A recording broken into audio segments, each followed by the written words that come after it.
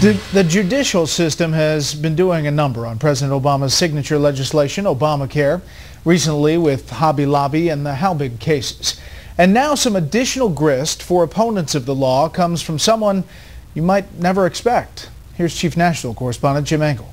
It's simply not politically feasible. Jonathan Gruber, a key architect and supporter of both ObamaCare and ObamaCare, has insisted everyone should get a subsidy, whether in a federal or a state exchange. But he was recently discovered to have agreed back in 2012 with the plaintiffs in two recent appeals court cases who argued the health care law only authorized subsidies in exchanges run by the states. I think what's important to remember politically about this is if you're a state and you don't set up an exchange, that means your citizens don't get their tax credits. But your citizens still pay the taxes that support this bill. That completely confirms what the plaintiffs in this case are saying, that the language is clear and it shows that this intent is plausible. This architect of the law, Professor Jonathan Gruber of MIT, very recently claimed that our argument was based on was crazy, nutty, and based on what he called a clear typo. Indeed, both Gruber and administration officials have argued it's absurd and implausible to think Congress didn't intend to offer subsidies to everyone in state or federal exchanges, an argument the White House made the day the decisions were handed down. Congress intended for every eligible American to have access to tax credits that would lower their health care costs, regardless of whether it was state officials or federal officials who were running the marketplace. I think that is a pretty clear intent of the congressional law. And today, Gruber referred Fox to an explanation he gave to the New Republic in which he said, quote, "I was speaking off the cuff. It was just a mistake.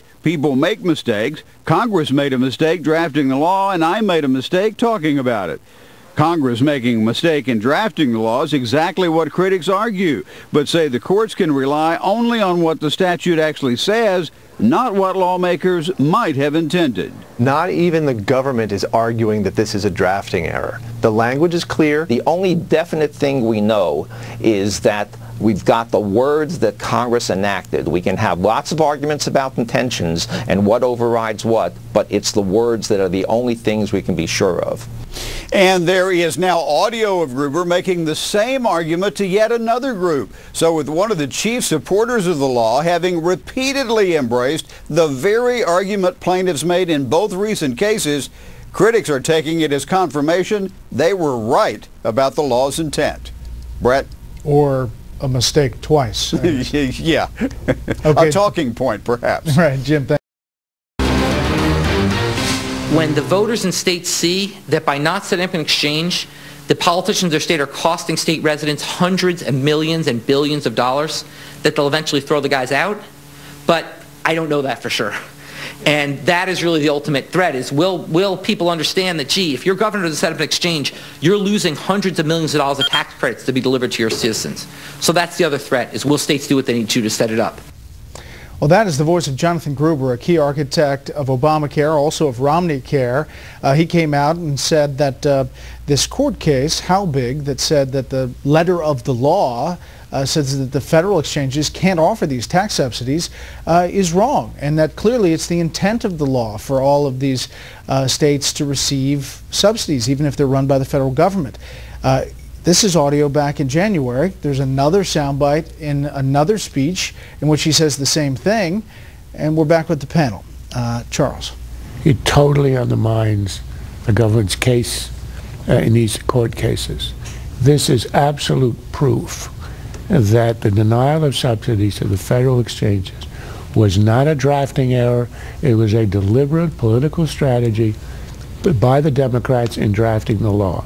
It didn't succeed, but it is not the role of any court to overturn an obvious provision in a law simply because the strategy of those who drafted it didn't succeed.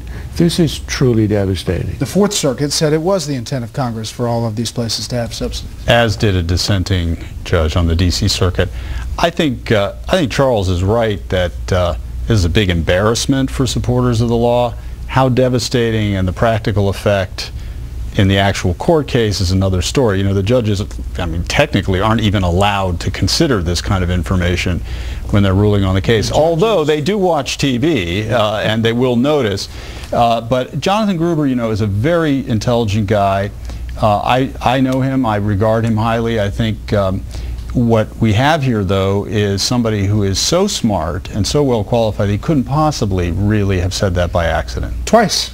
Not once, twice. He said it was a mistake the first time, but there's another piece of audio that we just played. Yeah, he calls it a speako, kind of like a typo.